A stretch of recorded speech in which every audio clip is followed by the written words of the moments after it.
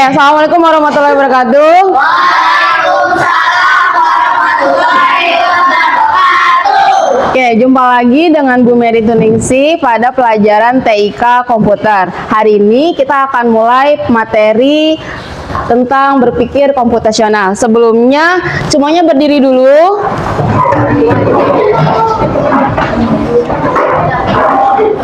Ibu minta ketua kelasnya Azam untuk mempersiapkan dulu. Eyes, look at to Miss Mary. Eyes, look at to Miss Mary. Ears, listen to Miss Mary. Ears, listen to Miss Mary. Hands, on the table. Hands, on the table. Greeting. Assalamualaikum warahmatullahi wabarakatuh. Waalaikumsalam warahmatullahi wabarakatuh. Let's begin our meeting today by reciting Basmalah together. Bismillahirrahmanirrahim. In the name of Allah, the most gracious, the most merciful. Asyhadu an la ilaha illallah. I believe there isn't one in other hand beside Allah. Wa asyhadu anna Muhammadar Rasulullah. And Prophet Muhammad is Allah's messenger. God jidani ilma warzuqni fahma. Oh Allah, grant me knowledge and wisdom that useful for our future. Amin. Ya, silakan Azam. Terima kasih. Hari ini semuanya masuk? Oke, silakan duduk. Silakan duduk. Kita berdiri dulu lagi, kita nyanyikan dulu lagu Indonesia Rayanya. Ya. Merdeka, merdeka, hiduplah Indonesia Raya. Sekarang Ibu akan mengajak kalian untuk konsentrasi, ya. Konsentrasinya ini adalah sebuah ice breaking. Ayo, ikutin semuanya. Tangannya juga. Siap? Tangannya. Seperti memukul. Ya, seperti mengiris timun. Seperti mematil. Nah, bagus. Siap. Lagi. Nah, menarik. Seperti menarik tirai. Ayo. Nah, memutar. Ayo, seperti memutar kompor gas. Apa yang kalian pikirkan saat melihat gambar ini? AI. Ya, AI ini bagaimana caranya? Dia menggunakan coding atau menggunakan bahasa pemrograman.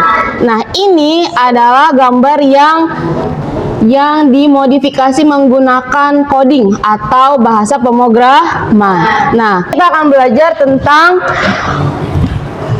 permasalahan sederhana dalam kehidupan sehari-hari, menerapkan pemecahan masalah secara sistematis dan terstruktur, ya. Nah, sekarang lihat di gambar ini ada sebuah lebah. Nah, coba yang bisa, coba Raja maju ke depan. Coba kamu arahkan gambar lebah ini menuju sarangnya. Coba Raja dulu.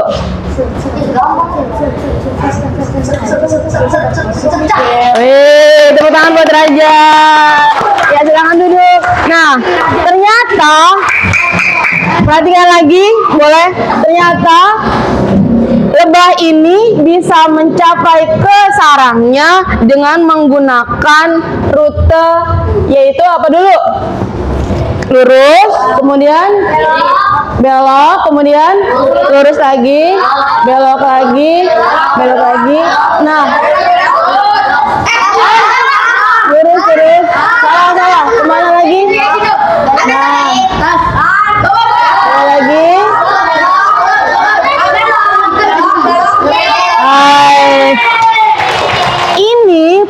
pemecahan masalah yang tadi kalian sebutkan itu adalah mengenai pola. Polanya apa? Lurus, belok, kemudian apa lagi?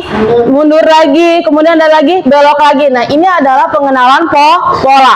Jadi, berpikir komputasional adalah cara berpikir untuk memecahkan masalah secara metodis, efisien, dan logis.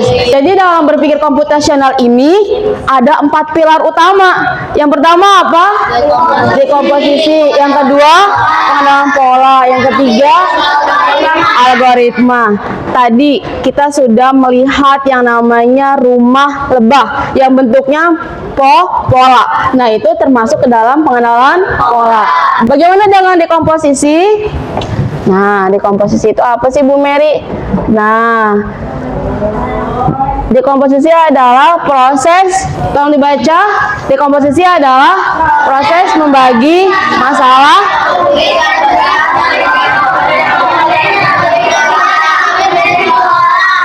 tujuannya apa?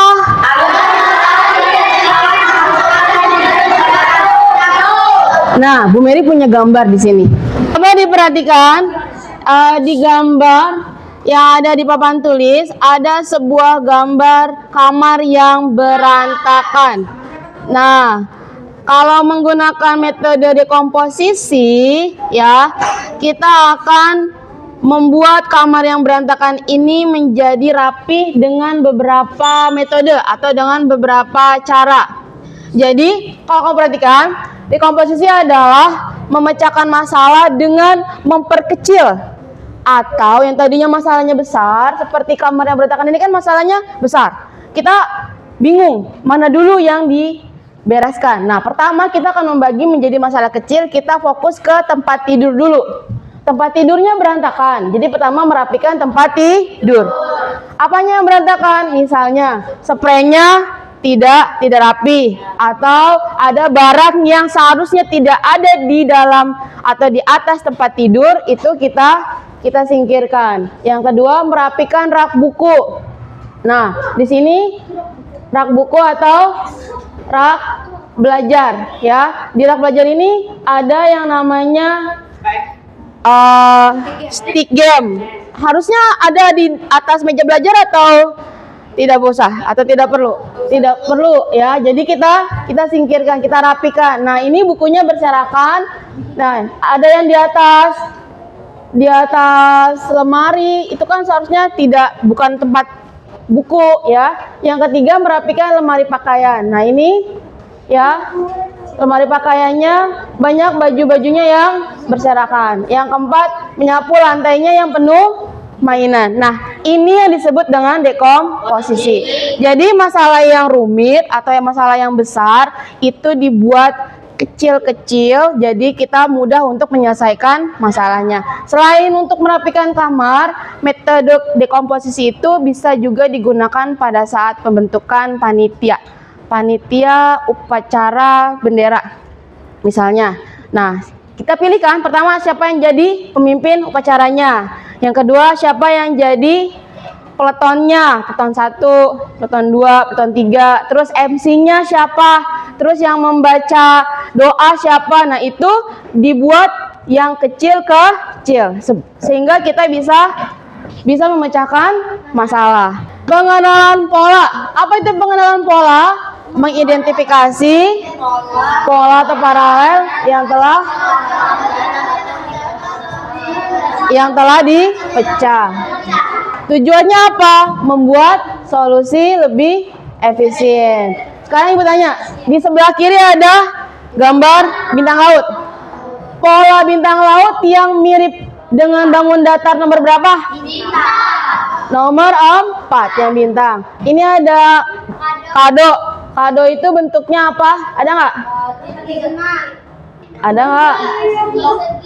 Nggak ada. Tidak ada ya di sini ya. Kalau irisan buah semangka? Nomor 1. Kalau yang tanda rambu lalu lintas? Nomor 3 ya. Berikutnya, apa itu abstraksi? Untuk menghilangkan tidak.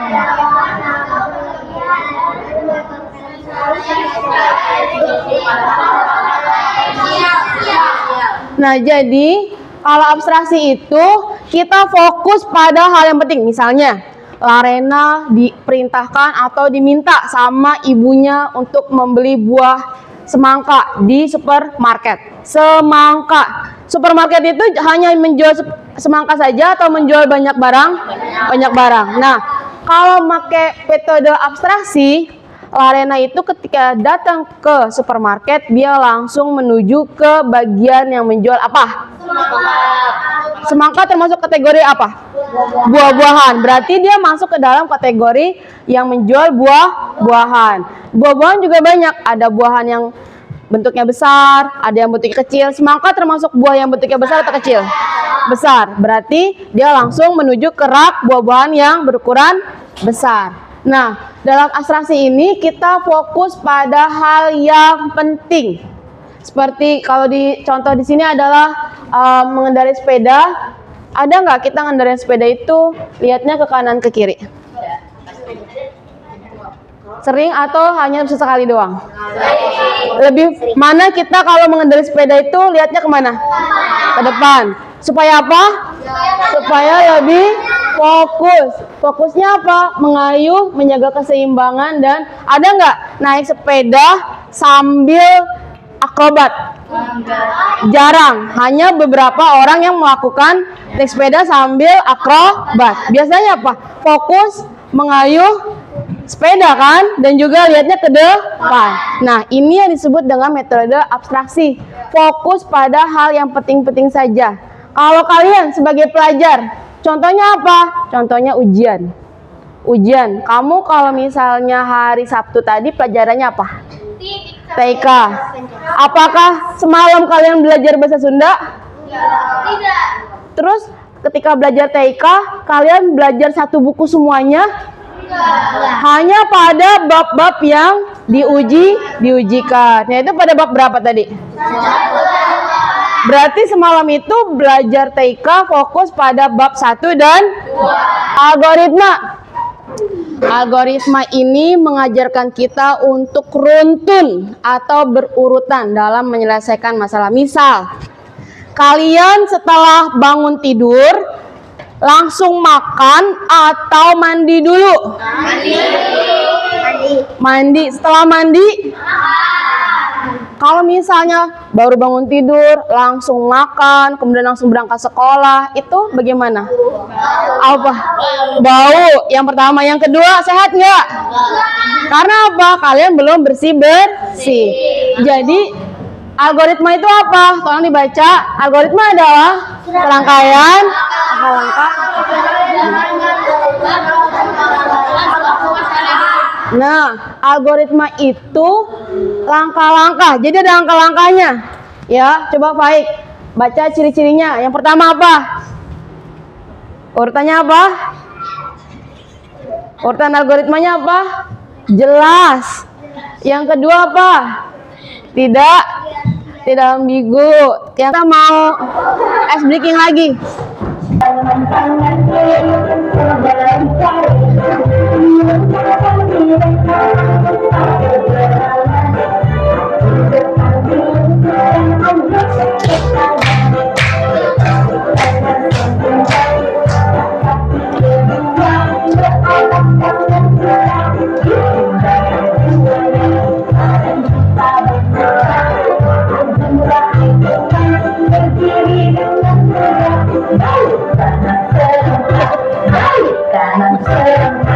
Ini dia algoritma. Nah, contohnya algoritma adalah resep masakan. Siapa yang bisa membuat teh?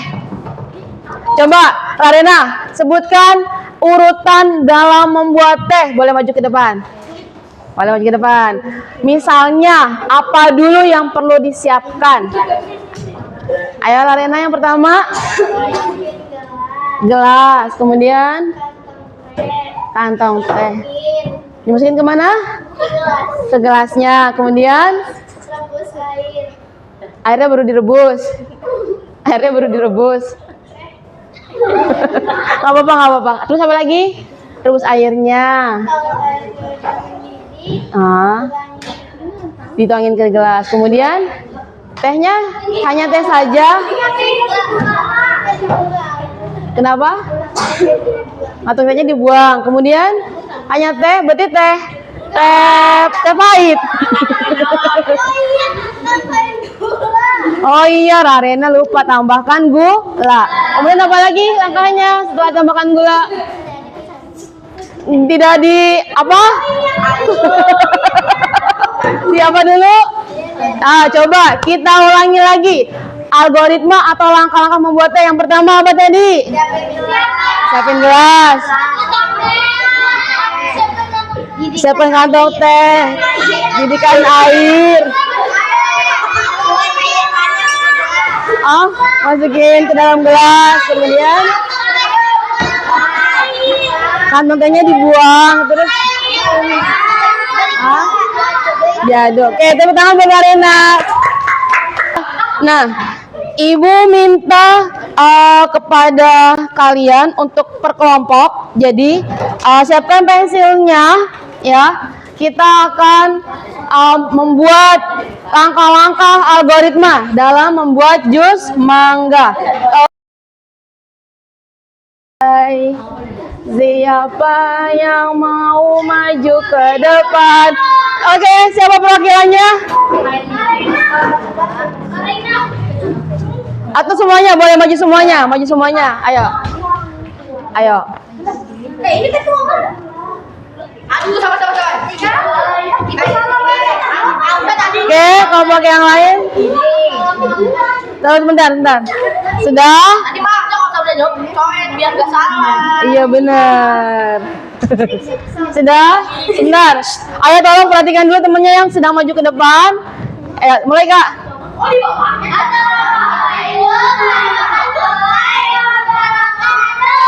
Waalaikumsalam warahmatullahi wabarakatuh. Oke, coba dibacakan hasil dari diskusinya. Membuat jus mangga. Kukus mangga dan potong daging buahnya menjadi potongan kecil. Nomor 2 boleh gantian. Masukkan potongan mangga ke dalam blender. Yang ketiga, ayo yang lainnya perhatikan dulu jawaban temannya. Ya, yang keempat. Yang kelima. Oke, tepuk tangan buat temennya yang sudah presentasi di depan. Tolong lihat ke depan. Yang Putra, Azam. Jadi ini ada gambar roket. Gambar roket ini terdiri dari beberapa gambar bangun ruang. Jadi kalau kamu melihat sesuatu secara besar atau secara luas, ya Fatan Al, itu ketika kamu pecah-pecah akan terdapat bagian kecil-kecilnya.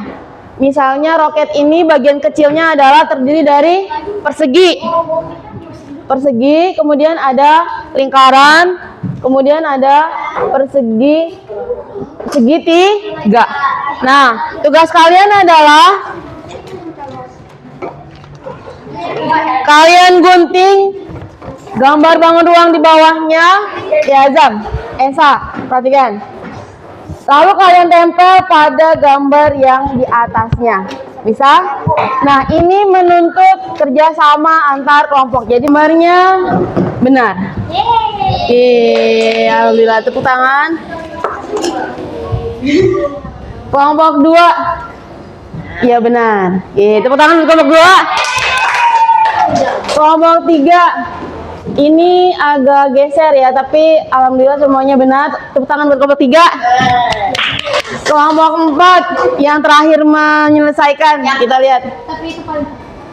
Iya, benar. Kelompok 4. Kita tadi sudah sampai ke kesimpulan, yaitu 4 pilar utama dalam berpikir komputasional. Yang pertama apa? Dekomposisi. Yang kedua? Yang ketiga? Algoritma. Oke, siapa yang bisa menyebutkan salah satu contoh penerapan dari 4 pilar? Dekomposisi. Merapikan kamar. Rapikan kamar. Pengenalan pola. Mencari jalan pulang. Mencari jalan pulang. Abstraksi. Abstraksi. Yang berfokus pada satu hal yang penting. Membeli semangka. Membeli semangka. Algoritma yang beruntun dari awal hingga akhir. Apa? Berangkat sekolah. Hitung. Berangkat sekolah. Bukan. Hitung. Menghitung.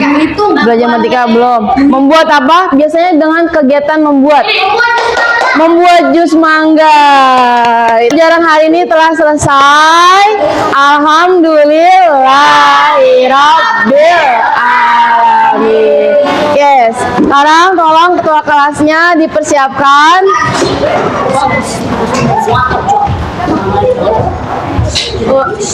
Let's close our meeting today by reciting Hamdalah together.